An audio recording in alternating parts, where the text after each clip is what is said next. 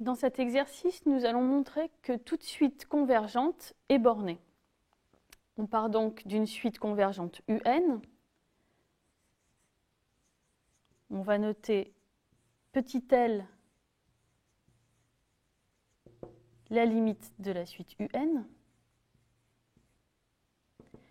Par définition, cela signifie que pour tout epsilon strictement positif, il existe un grand N supérieur ou égal à 0 tel que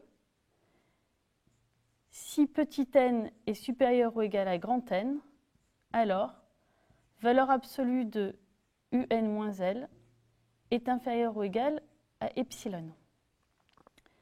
Puisque c'est vrai pour tout epsilon, on peut en particulier l'appliquer pour epsilon égale à 1. Cela donne un grand N supérieur ou égal à 0, tel que si petit n est supérieur ou égal à grand N, alors valeur absolue de UN-L est inférieure ou égale à 1. Et on traduit cette inégalité sur la valeur absolue par un encadrement. Valeur absolue de UN-L inférieure ou égale à 1, cela signifie que UN est compris entre L-1 et L plus 1. Autrement dit, l'ensemble des éléments de la suite UN dès l'instant que petit n est supérieur ou égal à grand N est bien borné entre L-1 et L plus 1. Il reste à considérer les termes qui sont pour petit n strictement plus petit que grand N, mais là on n'en a qu'un nombre fini, U0, U1, etc. jusqu'à U grand N-1. Et on peut majorer ces éléments par le max de ces éléments et les minorer par le min de ces éléments. Autrement dit, on va poser grand M égale le max de U0, U1, etc. jusqu'à U grand N-1 et L plus 1. Donc on aura bien pour tout n entier naturel UN est inférieur ou égal à grand M, puisque soit n est inférieur ou égal à grand N-1, et dans ce cas-là, on a bien UN qui est plus petit que le max de ces éléments, soit n est supérieur ou égal à grand N, et dans ce cas-là, UN est inférieur ou égal à N plus 1, donc inférieur ou égal à grand M.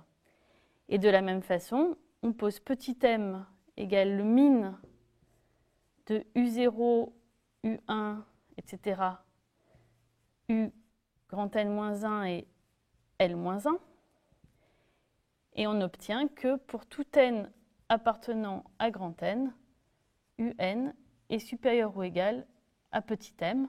Donc finalement, la suite UN est majorée, la suite UN est minorée, elle est donc bornée.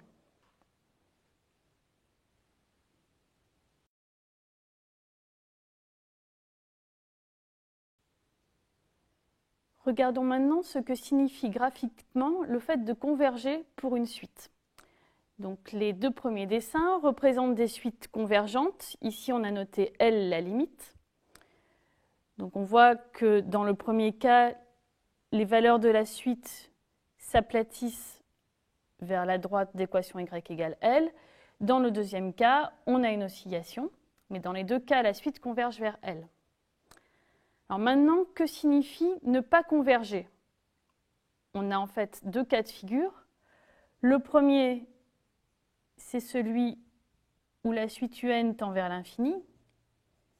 Donc ici, j'ai représenté UN tend vers plus l'infini, mais on pourrait faire un dessin similaire avec UN tend vers moins l'infini. Mais il y a aussi une autre situation, c'est celle où UN n'a pas de limite. Par exemple, la suite que je suis en train de représenter, U0, U1, U2, U3, U4, U5, U6, U7.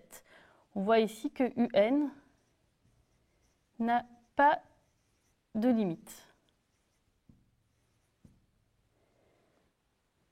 Revenons maintenant au cas d'une suite convergente en essayant de relier le dessin à la définition.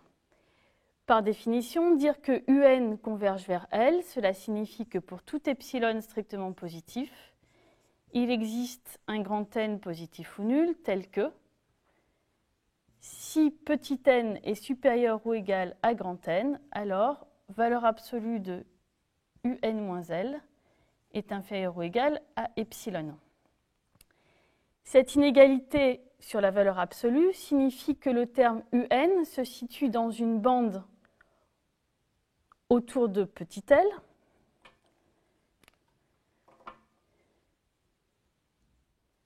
Prenons par exemple L plus epsilon ici, L moins epsilon.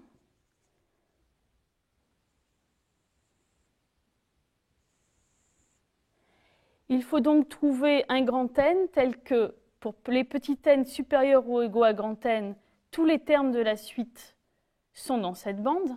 Alors, on voit qu'on commence dans cette bande, mais on en sort. Donc, en réalité, le grand N, sur le dessin, se trouvera ici.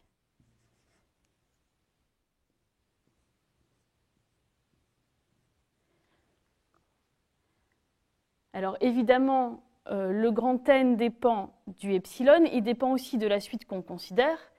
Sur le deuxième dessin, pour le même epsilon, on a donc une bande entre L moins epsilon et L plus epsilon. Ici, le grand N correspondant au epsilon se trouvera ici.